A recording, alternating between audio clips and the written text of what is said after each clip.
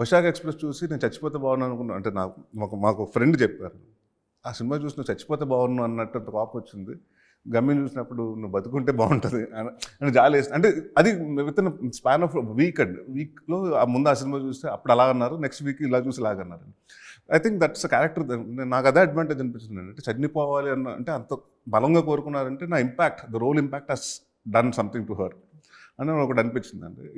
అదే చెప్తున్నాను కదండి, సినిమాలు ఇప్పుడు నేను సినిమా ఆడకపోయినా అంటే నాకు మంచి పేరు వచ్చిందండి. విశాఖ ఎక్స్‌ప్రెస్ ఆడలేదు కానండి, నాకు అయినా మంచి యాస్ అన్ యాక్టర్గా మంచి పేరు వచ్చిందండి. బట్ ఇక్కడ ఏమవుతుందంటేనండి, పేరు రావటం వేరు, బట్ రెండు ఆడి సినిమా హిట్ అయితే అప్పుడు కమర్షియల్గా ఎవ్రీథింగ్ చేంజ్ చేశాడు.